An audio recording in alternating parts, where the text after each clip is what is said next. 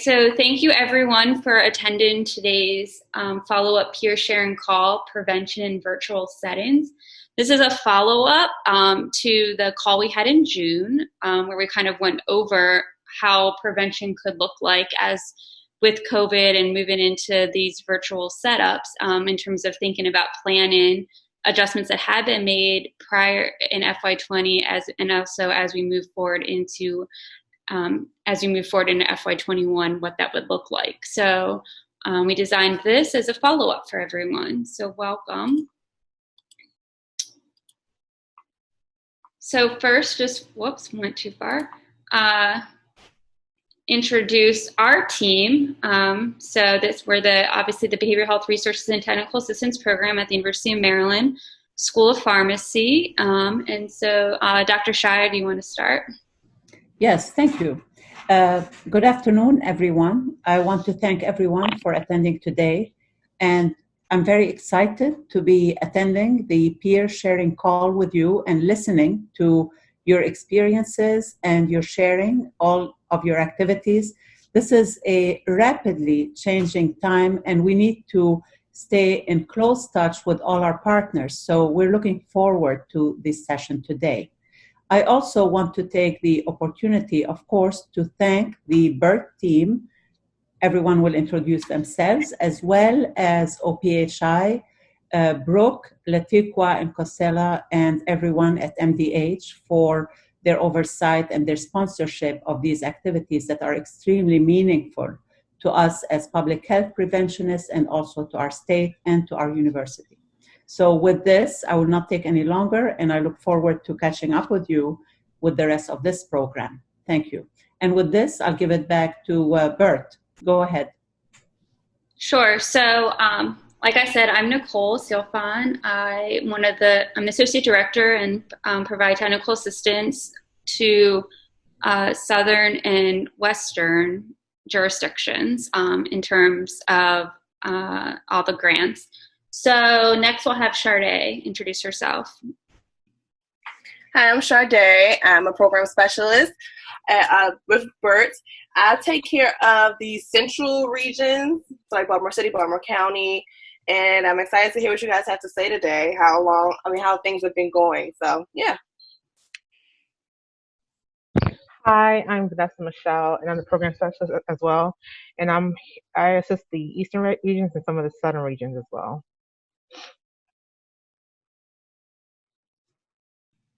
Hello, this is Dr. Taylor, and I'm a postdoctoral fellow with the School of Pharmacy at the university, and I assist on some of the projects and technical assistance with the BERT team.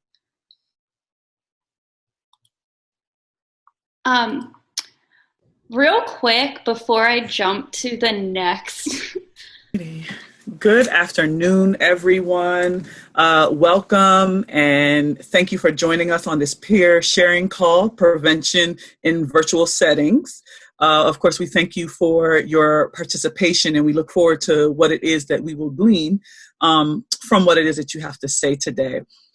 We also, of course, always thank the BERT team for their partnership and the assistance that they provide.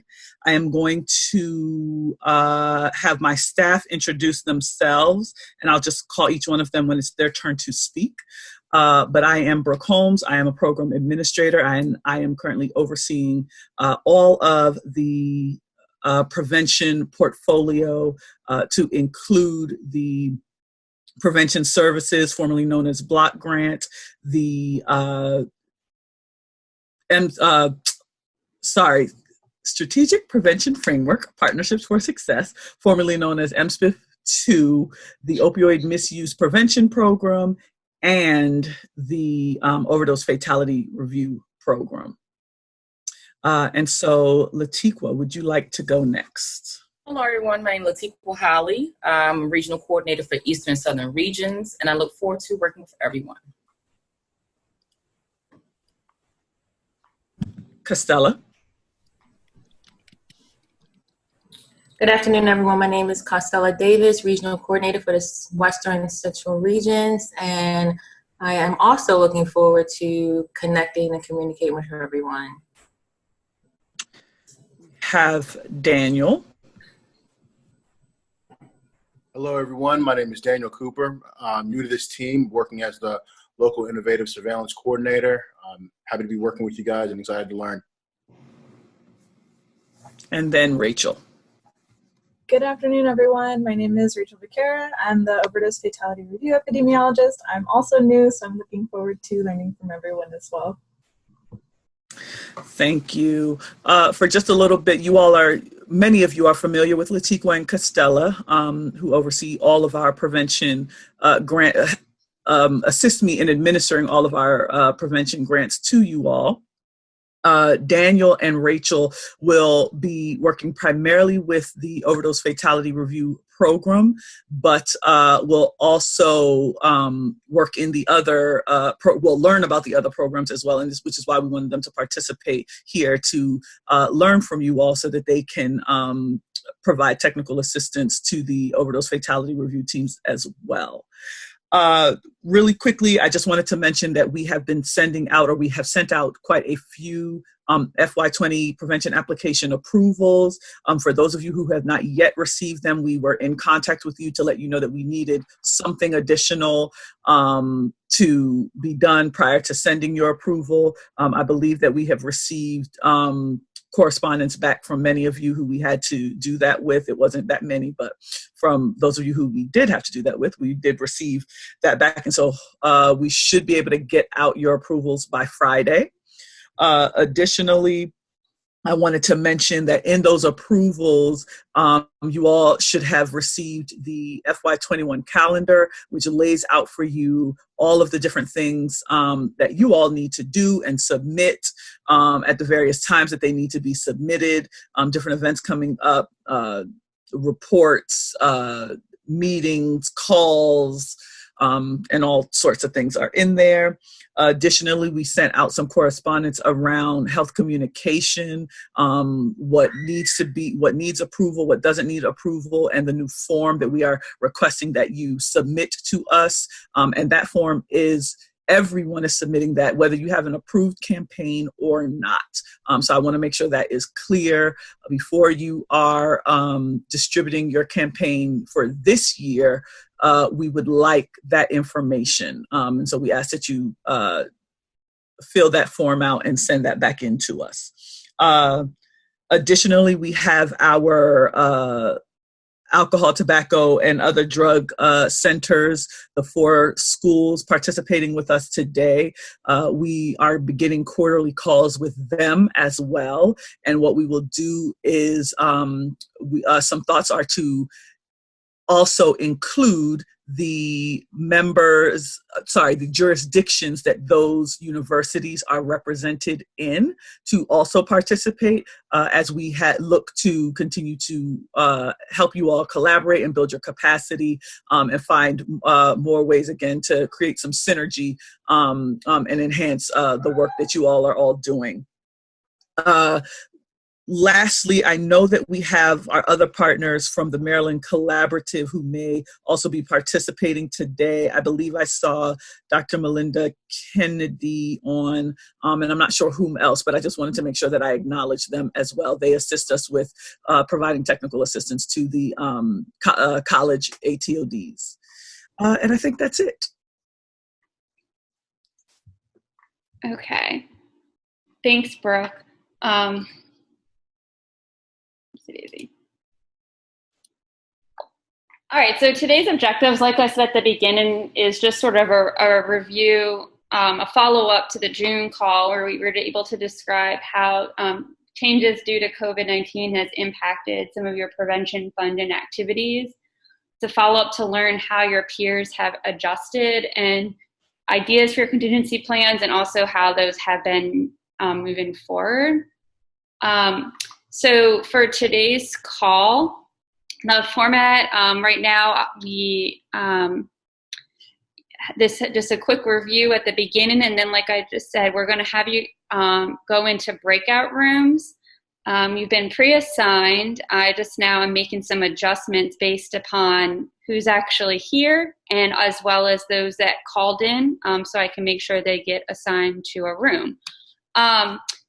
So the format of the breakout room is we're going to have some discussion questions, and there will be a representative from either OPHI or the BERT team to help sort of facilitate and answer any questions while we're in the breakout rooms. We're asking that in each room, there'll be someone who takes notes, a note taker, and then when we come back after we have our discussion, we'll come back to share among everyone to have the highlights of what your breakout room discussed.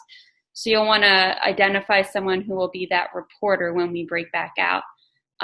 We have created a Google form to help you take notes while we go through. So we'll make sure we'll be able to share that with you when we in the breakout rooms, as well as we'll put it in the link. Sade will go ahead and put that into the chat box. So that link will be there for the recorder to click on. So that is that. If you have any questions, how that will work.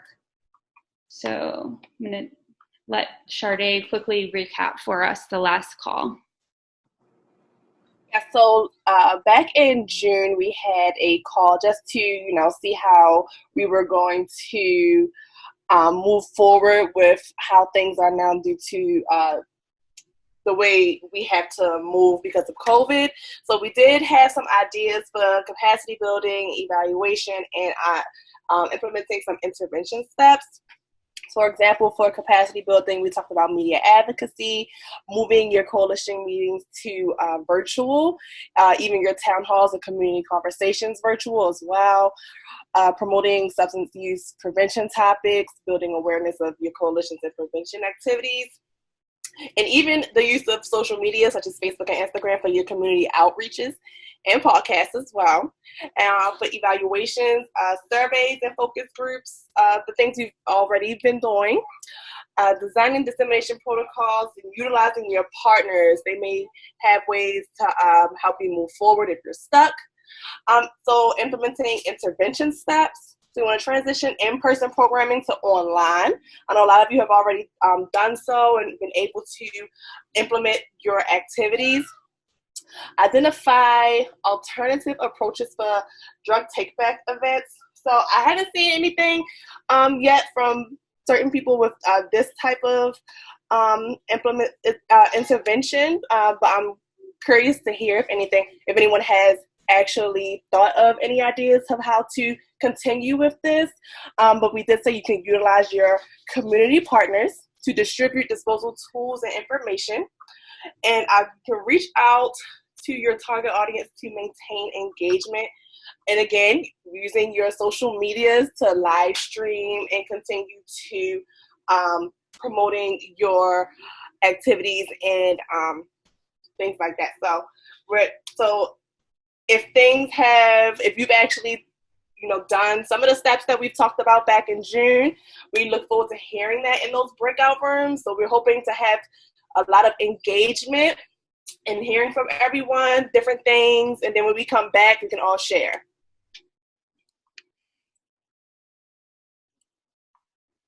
Thank you.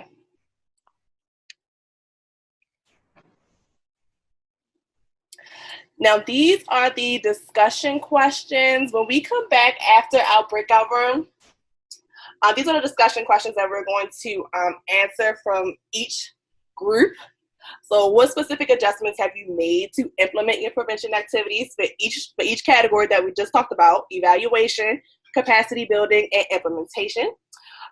What have been your successes and or barriers? So we are very interested about any barriers so we can see how we can help you move forward. As you continue activities throughout the year and can resume normal activities, what virtual options will you continue in your prevention services? So a lot of things may have to continue for longer than we anticipate.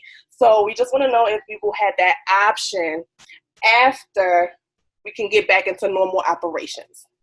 So Nicole, I'm gonna give it back to you. Yes. If we send it, breakout rooms. So yeah.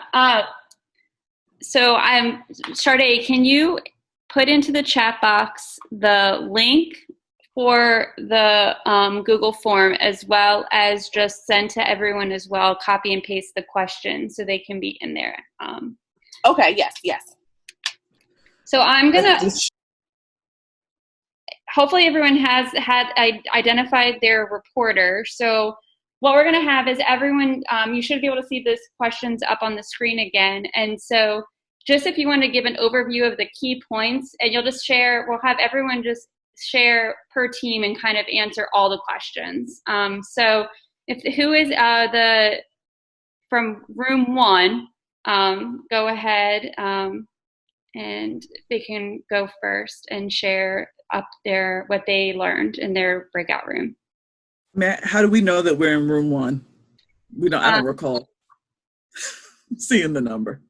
Yeah, I was in 2. So. You were not in room 1, bro. You can tell the leader. Who was the leader in that room? You were supposed to write your room number in your form. It was the first question, but Latiqua, I think you're room 1, honey. Brooke, you're room 4. Latiqua is room 1. Thank you, Carolyn. Yes, I'm sorry. Thank you, Dr. Taylor, once again. Latiqua is room 1. That's correct. Ben, Latiqua, Michelle, they're all room 1. Yeah, I knew I was in room 1. I was just waiting y'all to finish the discussion. But Ben is is going to represent room 1. Okay. Take over, Ben. Thank you. Good afternoon, Ben. Good afternoon, everyone. This is everyone's favorite guy, Ben Stevenson from Montgomery County, representing my group and my group members who I would like to highlight. Mary Ellen from St. Mary's. We had Harold from Baltimore City, Beth from Cecil County, Annette from Kent County, Ashley from Calvert, Jean from Talbot, Ronnie from Prince George's, and myself from Montgomery. So in our discussion, so I'll go specific to the questions. What specific adjustments have you made to implement your prevention activities? Just to kind of give an overview of the common themes that we kind of discussed. Everyone mentioned the transition to virtual platforms and utilizing various ways virtually to kind of keep people engaged in prevention activities and build capacity by reaching out to potential partners via different virtual platforms. There were different things that were created during this time where just to highlight one that I thought was amazing with the creation of PSAs that were created during this whole social distancing, some created by young people, some created in various other ways to kind of keep people engaged. What successes? So I guess that was kind of a success, but some other successes that were discussed, again, like the PSA creation, use of like mobile crisis to distribute information and even Narcan. Other successes included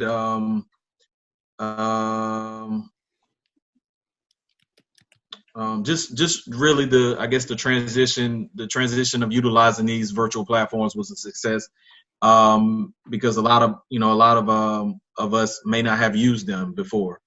And then some barriers that were talked about.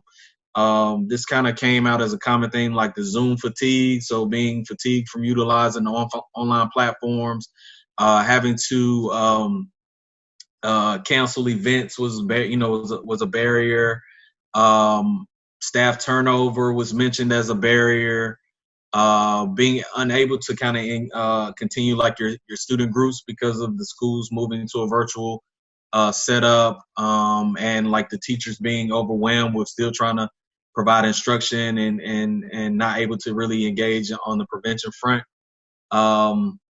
And then even looking at like some of our demographic barriers, where you may have high, like one county mentioned like a high population of seniors in their county, which which promoted like limits on being able to get engaged tech wise.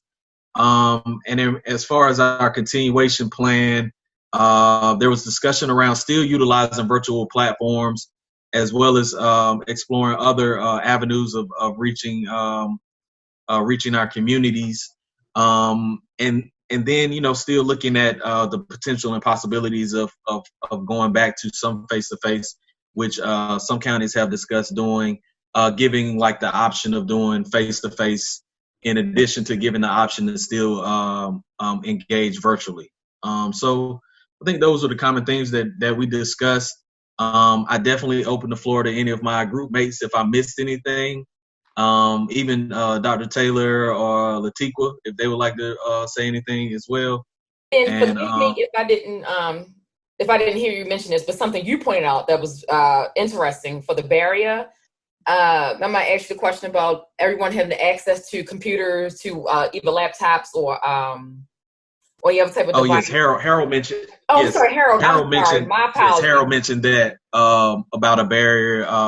How some kids weren't able to, you know, get access to some of the technology that was supposed to be provided through the schools and things like that. So just trying to be creative and innovative to try to overcome that. Yeah. Thank you, Latiqua, for bringing that up. Not a problem. My apologies, and Harold. I got you, Harold. I won't let them forget you. And the only other quick thing that I will add is that it seemed like a lot of you in our group, in Group 1, were still making good connections with either drive-through school lunches or whatever youth programs that you had that you're connecting with the community. You're really still connecting with those partners to try to find a way to connect with those groups. So I thought that those were really great successes. Yes, absolutely. Great job, Ben. Thank you. Great job, Ben and Team 1. That's my team, everyone. Team 1. Awesome. Now we'll go back into the chat. So Team 2, Room 2, sorry. I believe that was Costella's room. Yes, that was my room. We do have a speaker, Denise. Denise, if you want to start, and I will definitely be here to support you, okay? Okay, thank you. Can you hear me okay? Yes, Denise, you're great. Okay, great. So I'm going to summarize under the category of innovative methods, because this group talked about a lot of innovative ways that they're delivering services and really neat ideas. The first one is virtual coalition meetings. And the advantage of it is there's been increased participation and capacity building. So people who necessarily couldn't get to the meeting on time based on their job, based on traffic, whatever, now they're able to participate more fully. So that is super helpful. But I think it's important to note that those virtual coalition meetings, I think I heard, and tell me if I got this right, that really you need to have an intact coalition for that to work. I'm not sure if recruitment works at this particular time, but when you have an intact group, definitely the virtual coalition meeting worked. Online surveys and focus groups is something else that individuals in our group are deploying through SurveyMonkey and doing focus groups online. Again, it's helpful that the recruitment piece is something that has to be taken into consideration, but being able, once you can get them into the room, the online focus group is certainly very helpful. One person talked about virtual ceremonies, that a ceremony had to be canceled and they were able to still conduct it virtually, which was great. One person talked about a stay home, stay healthy video conference. And that was really helpful. The students really were very engaged. The student that won received a headset that was sent by UPS to them. So again, keeping everything super healthy and socially distant. But the video contest, because kids have cameras, they have their phones, and they're able to put something together rather quickly.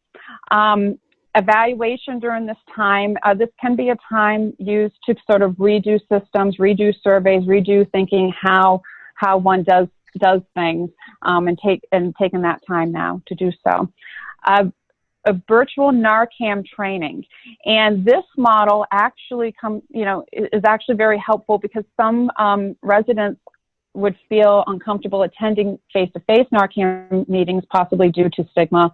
And this may be an initiative even beyond COVID that will continue. School health classes. So some jurisdictions work closely with the schools, and the schools obviously have a lot to do right now to figure all this out. But once things settle down, then continuing providing training to students through their health classes. Drive-through school lunches, which was mentioned by the previous group, was also discussed, and whether prevention materials can be distributed while students are picking up their lunches. Challenges, access to technology we discussed, Zoom fatigue, definitely a big one as well. And the neat part is beyond COVID, whatever that looks like, some of the new things we've done, jurisdictions may continue. So it's kind of created an opportunity for innovation. That's everything I have. Anything you want to add? I did want to add, Don mentioned he had a term for it, make it or take it drop-off locations. I thought that was really cool and innovative, where it'd be like some sort of kit, and it would be placed in some centralized location where parents and students can access it, and they can do if it's a coloring activity or kind of a building activity, they can, take the kit and take it home to finish it off, and it's kind of rewarded in itself. So I thought that was interesting and kind of innovative. With this particular platform, innovation is definitely key.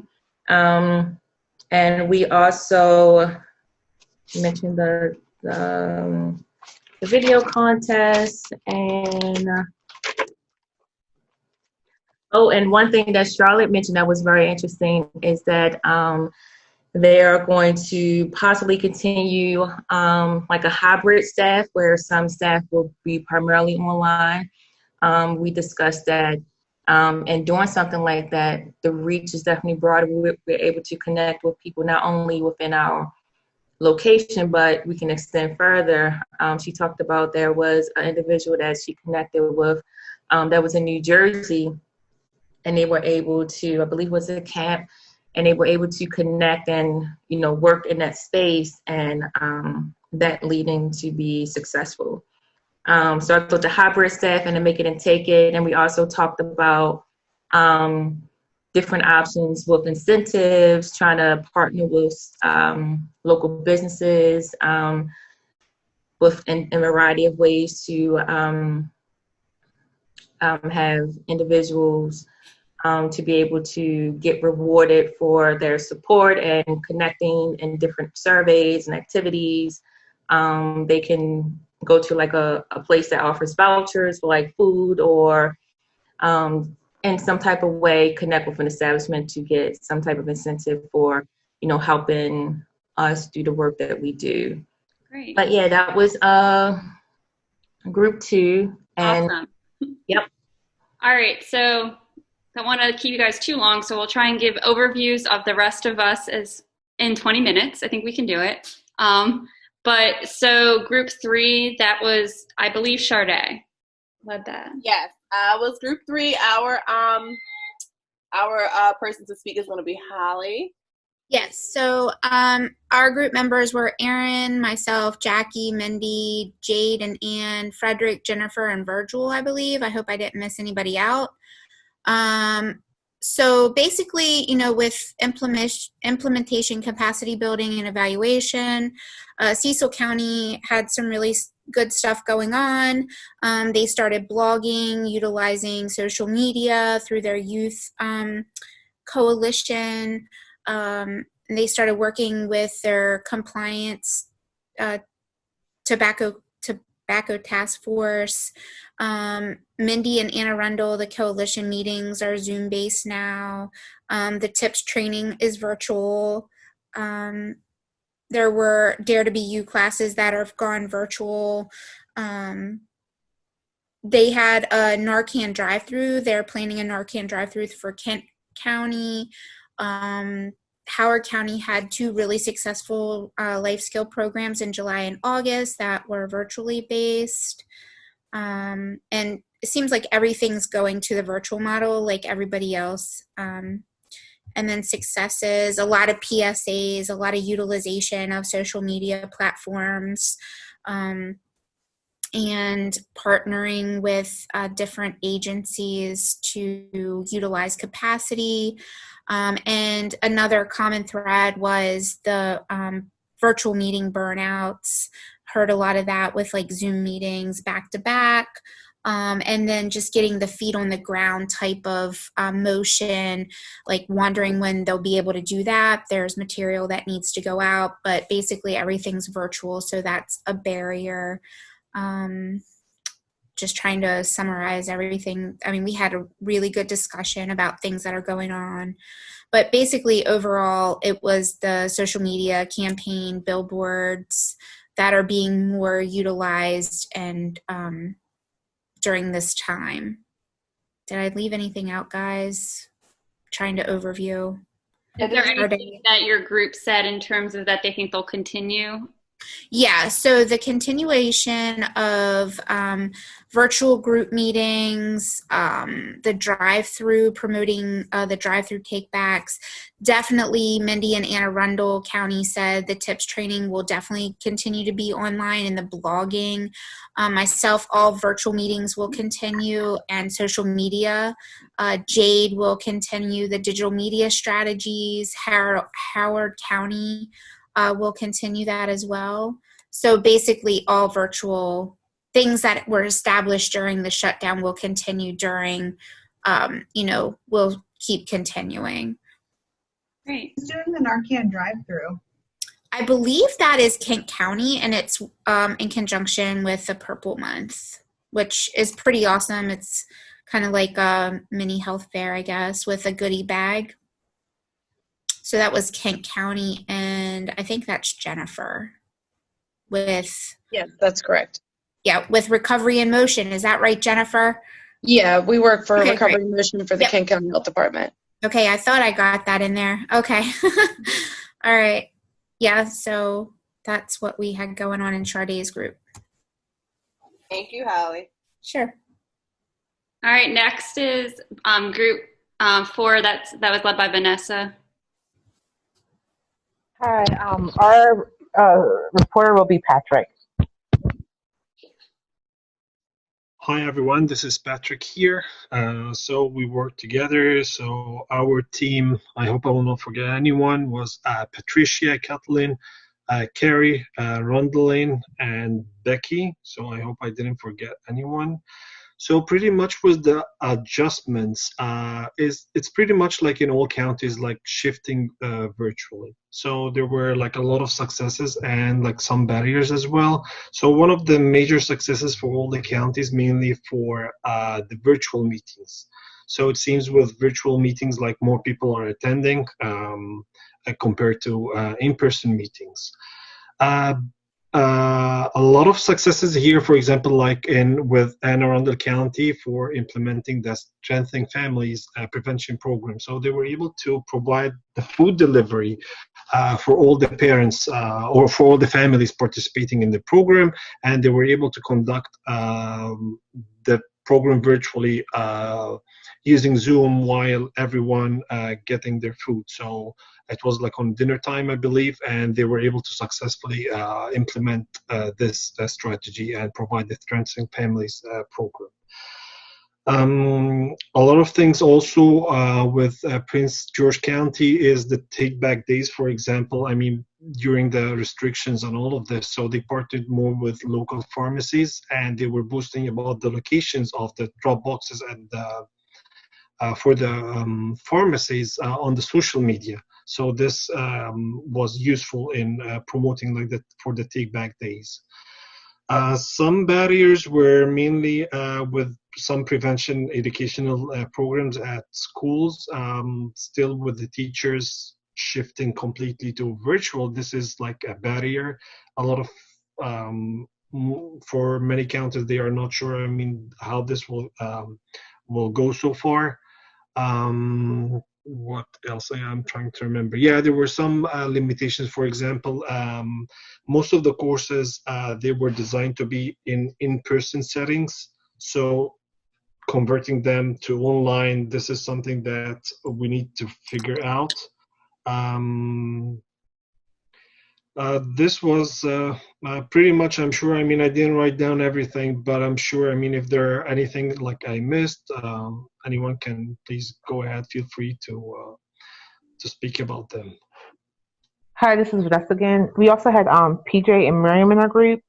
And another barrier that was mentioned was that while transitioning to virtual, some jurisdictions knows that there's lack of engagement, and how like some members are actually multitasking when they're in a virtual meeting. Also, another county, they mentioned, I believe it was Carrie, that for their historic programs, that their staff members actually go out and deliver the food to their families, and then they also eat virtually as well. So they eat at the same time virtually for their program. Yep, and yeah, one thing I missed, like with the success with, it's mainly for the law enforcement. So it seems like law enforcement, they have been very cooperative in attending a lot of trainings online, virtual trainings online for the officers as well. Great. All right. Thank you, Group 4. Next, we have Group 5. That's you, Brooke. Thank you. Laura is going to do the report out for us. Okay, can you hear me okay? Yeah. Okay, great. So our group members were Melanie, Lori, Maggie, Christopher, Larissa, Kathleen, Melinda, Leslie, Latasha, and myself, and then Brooke was our moderator. We had a lot of the similar strategies and events that were mentioned. I apologize, I'm just kind of going through my notes here. Most of the jurisdictions have also moved their coalitions to a virtual platform, and then also have had success as far as a high attendance at those meetings, except for there are still some individuals that just don't have that level of comfort with technology. So that's also a barrier. Let's see, there's also, I apologize, I'm just going to go through the successes here. We've had an increased use of social media and people becoming more familiar with that, which has also led to an increase in followers. Let's see, also been able to use this opportunity to explore partnerships with various community agencies to get information out, like working with churches and food banks, able to distribute doTERRA bags and other prevention information.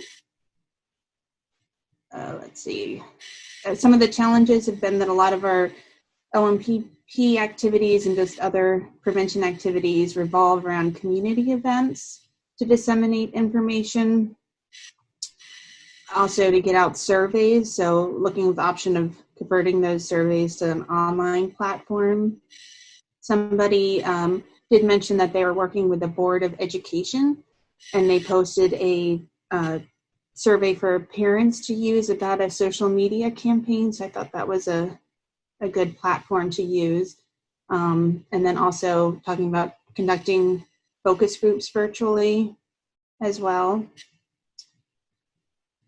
Okay, some of the challenges also were just spending the funds that we had designated for certain strategies or trainings that have been canceled.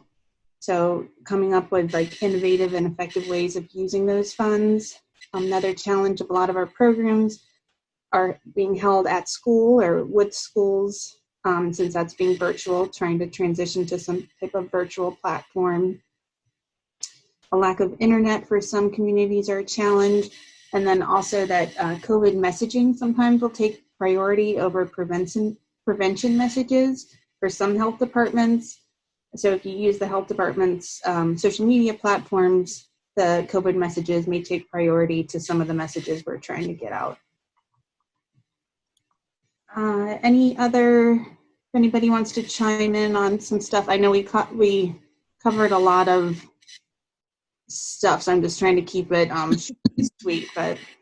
Thank you so much, Laura. She actually took our notes and just reported out. And so we appreciate her for doing both activities. But two things that I think I wanted to add, and something that we need to think about at the state level, is kind of that top-down influence that we may have at the state level. One of the things that was brought up as a barrier is getting messaging out amid COVID messaging, it being that COVID messaging is usually, of course, takes precedence right now, but that may just mean that the powers that be at your respective jurisdictions are not necessarily understanding how, because of COVID, some things are enhanced or are impacted more, and substance use is certainly one of the areas where we're seeing some increase, and you'll notice that through your overdose fatality review meetings and participation. So that was something, and something, again, we need to think about how we can assist you. And to piggyback off of the idea regarding the evaluation piece of your activities and getting folks to do surveys, which was maybe a little bit easier to get them to do it in person, but may not be as easy, even though it's available and anyone can access it, that you just don't have maybe the flow that you want as far as traffic is concerned of people actually going and taking the survey. But I just wanted to add those two things. Thank you. All right, I'm going to be the reporter for room 6, so because Takesha submitted it, and that's fine. I had to really pull for her to even be a note taker, so thank you for her notes. So overall so I guess real quick, who was in our room? We had Viola, Todd, Takesha, Vanessa, Amy, Sandy, Charlene, Sarah, Mike, and Angela. So I think overall, most people have gone virtual in terms of with some of their programming, so their implementation. Somerset's working on their prevention curriculum that they work with the schools and moving it virtually. So they're still in planning with that, but they're looking into how to best, what are some incentives and tying it into some of those options. But also a lot of the jurisdictions have been able to do their RBS virtually, as well as really promoting more the disposal messaging, and since there's not like in-person take-back events, but really emphasizing at-home methods, or pushing really the drop-off boxes, and deterra bags. Some are targeting deterra bag outreach using other ways to reach high-risk communities. So Todd was sharing how they're strategic, and they're using Meals on Wheels to kind of reach their homebound adults. But then Garrett was talking about how they've been using it, partnering with other local events like farmers markets and other community events to hand out information, coming up with alternative ways to sort of keep that community engagement. So one thing that Garrett County shared was they held a movie night, one of their local towns, where they were able to, it was in like a outdoor movie, so drive-in style, but they were able to then also share a lot of prevention messaging. So they handed out information. They also had messaging that came through during the screening that was also on the screen. So kind of taking advantage of other events that are bringing out the community in socially distanced ways, but then also tying in their messaging. So there's been a lot of success with the virtual meetings, coalition meetings virtually, and really helping with their partnerships and collaborations. Everyone said that has been really successful and probably will continue because of like said previously, that being able to reach people and have higher attendance and even engagement in terms of the virtual meetings, being able to create PSAs and utilize other social media platforms. So one jurisdiction had created a TikTok page that their youth are using to kind of reach, but then just some of the youth have been really engaged with the virtual settings and have been able to create a lot of content that now they're able to push out. So just use, and obviously like being able to use using the evaluation of electronic surveys and focus groups. Some of the barriers that came up is just some of the lack of being able to collect some of the data when it's virtual. So some of the demographic information when it comes to they're able to sometimes collect that, but sometimes it's just reach. So if that's needed, it's sort of hard unless you do send out a survey. Determining like what is the best avenues to use, and not only Zoom fatigue, obviously virtual fatigue, but then there was brought up about the lack of being able to use Zoom through state agencies. So if you don't partner with someone to use Zoom, what are some of the other kind of going through that process of identifying what are the best platforms to use. So that's kind of like another step of identifying new platforms, ones that create engagement as well. Takesha shared about Kahoots. I've never heard of it, but I don't know if other people have used it. So that's a way that kind of creates some ways to engage. So she said that's really helpful, and that Google Meets can be used if you want to reach a lot of people. They can hold up to 250 people. So it's just like how to, reach a lot of people, but then also have your smaller meetings for programs. But I think a lot of people said that some of the virtual approaches they see continuing because of the success. And just as a reminder, like I told my group, one of the things to right now is really collect a lot of that process data and see how you're having those successes. So tracking your reach, tracking your impact to kind of help determine what you might continue, because your outputs and your impact actually might be stronger. So there is that drawback, but if you are having stronger success of how you're reaching people and the changes that are being made, that's something you should consider. And one thing that I think Mike and Todd mentioned, and sort of was similar to what Denise said when it went to innovation, is it's kind of pushed people to approach things differently than what they've always been doing.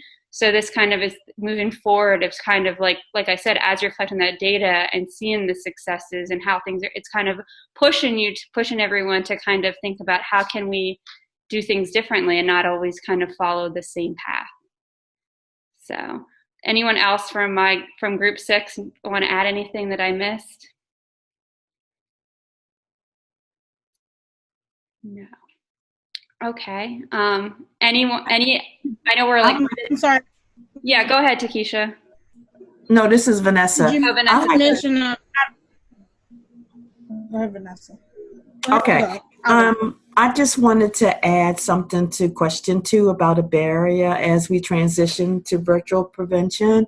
One of the barriers that I stated earlier was to be able to collect adequate demographic data, because it'll be, I can do estimated data for our minimum prevention data set, but the only adequate data that I can collect, demographic data that is when I administer a survey to students. But if I'm just doing virtual presentations, that's a barrier for me. Mm-hmm. So if anyone has any suggestions or ideas, I welcome your comments. Thank you. Yeah, I guess only one thing is potentially, if you have a registration, you can obviously collect that way if people register for an event. If it's so that the link is received once they register, you can have some sort of basic collection that way. But yeah, if it's just like open to anyone, that there are internal collection, like you can do like a pop-up poll. So there could be a quick way to just sort of use some of those tools depending on what system you use. So that's one way something to look into. Yeah, that's true. Agreed with Nicole. It may depend on the platform that you use, that you could do one of those pop-up polls where you ask certain questions and you could pull that information. But as well, it may be, even if the meeting is open to folks, maybe requiring a registration where you ask certain questions that they still have to register to receive the link to participate. Hopefully that wouldn't be an extra barrier and limit how much participation you get, but that's also a thought. Vanessa, I created a Google form that I can share with you. It's Larissa. That I created a Google form to use for registration, and for us it was for when we do virtual programming and we're trying to get the information to the students ahead of time, like the brochures and anything that we're covering in the presentation and any promotional items.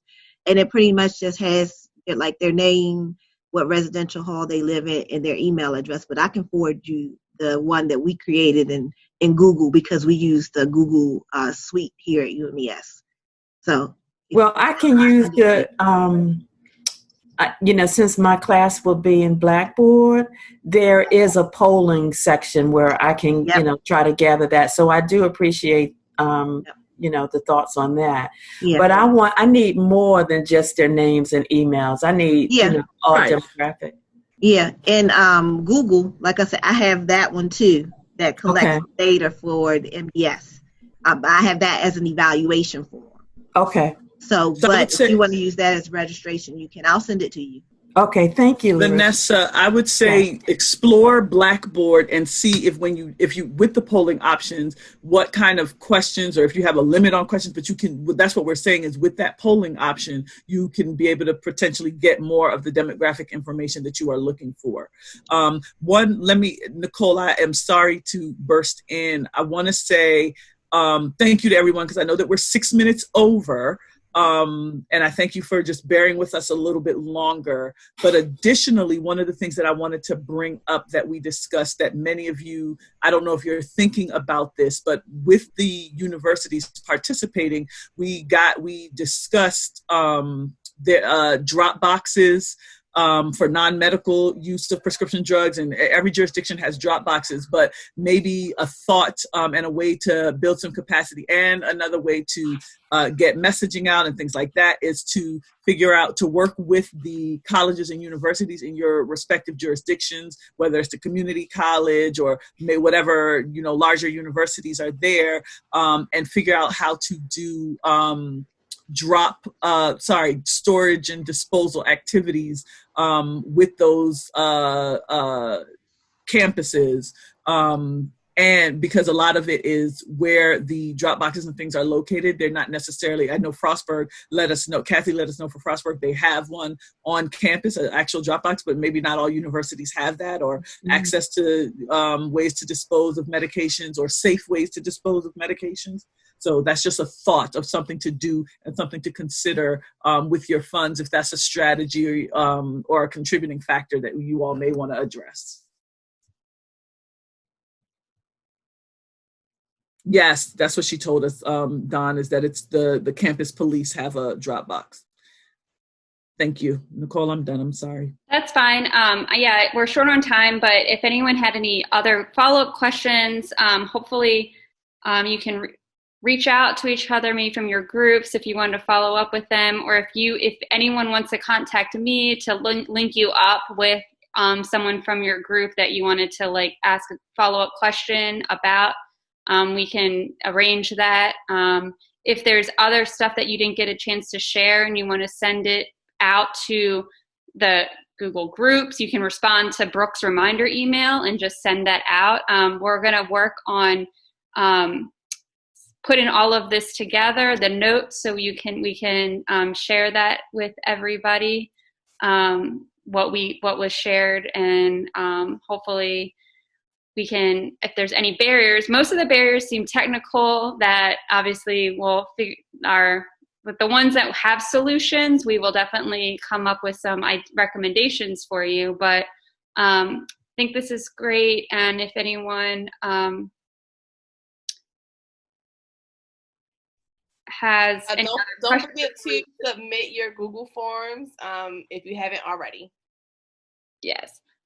If you have any other questions, yeah. Does anyone have anything else before we go? I had something real quick about the Google form question, just Latiqua. Mm-hmm. Can we get them back, or can I look at mine again? Or is there a way we can access? Because I really want to do some finishing touches, to be honest.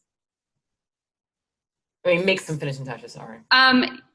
Well, technically, I can add. Well, just for you, your form only. I can add you as a collaborator, so that you can edit it. Or if you want to send it to me, Brooke's a collaborator, so you can work with Brooke, and she can make the edits that you feel you need to add to whatever you submitted. Okay, Brooke, I'll connect with you tomorrow. Okay. But yeah, it doesn't have to be perfect. No worries about typos. We just wanted to, the easiest way for you guys to take notes so that we can also then gather it so we can get it back to you from what the other rooms were able to share. Okay, thank you. So, all right. Just a reminder, if you can reach out to any of us at BERT. On our website, we have resources linked. If there's any other resources that you need when it comes to virtual planning, data collection, definitely reach out so we can help you with that. But thanks, everyone. Thank you, everyone, for your participation. Have an awesome day, everyone.